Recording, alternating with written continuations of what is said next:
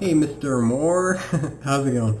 My name is Michael Werner. I'm your student, and I'm about to read you. Well, actually, first of all, the one who ignored all your contact in your lessons and procrastinated. And so, if you see this before most of my work, through my readings and my writings, you'll understand most of my personality by the end of it. Alright, so here goes. This is my soapbox speech preparing to rid the world of. Writing task number 2. It was written by Michael Werner, myself, on 12/27/12, English 10, Semester 1. Instructed by Mr. Moore by BYU Independent Studies. Lesson 3. My title is Don't Be a Q-Tip. Hello, my name is Michael Werner. I am telling you of a little something that burns me oh so deep down, inside, the very core of who I am. I just moved down from Alaska to a small town in the state of Arizona. Now I used to live here when I was 5 years old. I just returned a month ago to the great high desert land of Sedona, Arizona, and everything has changed from what I remember.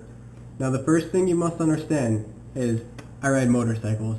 And you must think to yourself, motorcycles in Alaska? Well, the season is very short. I consider myself a very good driver. I have a clean driving record for 6 years, not legally, and 4 legally. Since I returned to Arizona, they have these little things called roundabouts, which are basically these giant donut-looking islands that only allow you to go 15 miles per hour to improve the flow of traffic. You would think this is a good thing, and in some cases they really are. But, I'm sorry, I was going to sneeze. You would think this is a good thing, and in some cases, they really are. But that's not what disturbs me oh so deep down.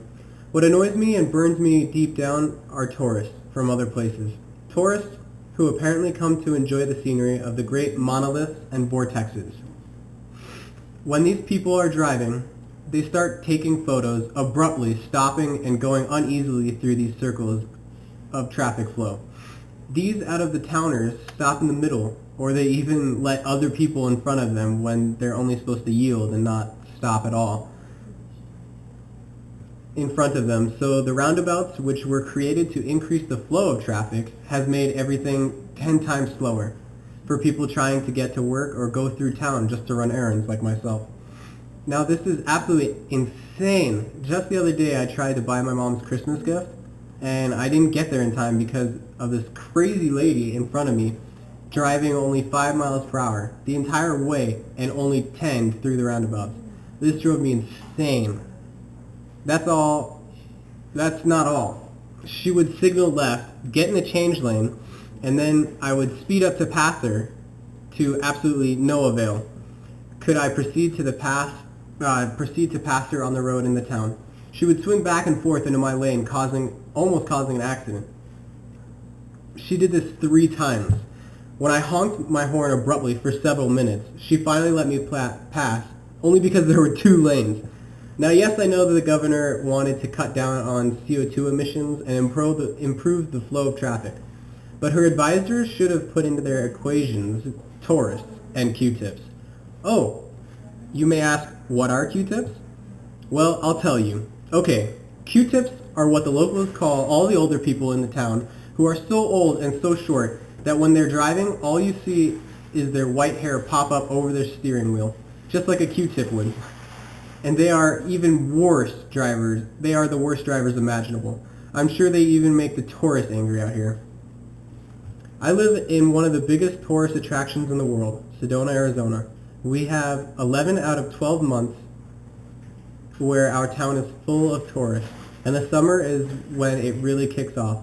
We get all the college kids on spring break heading down to White Sands, New Mexico. Can you possibly reflect upon these young, patient students driving at 15 miles per hour through one of these roundabouts? I don't think so. The end. Okay. I added a little bit because I like improv, I guess, and acting myself. So some of the words also you can tell. You'll tell that I lost. I wasn't able to follow the words reading it, because I would add something to make it sound better, like more of my train of thought. So, okay, alright, on the next one. See you later, Mr. Moore.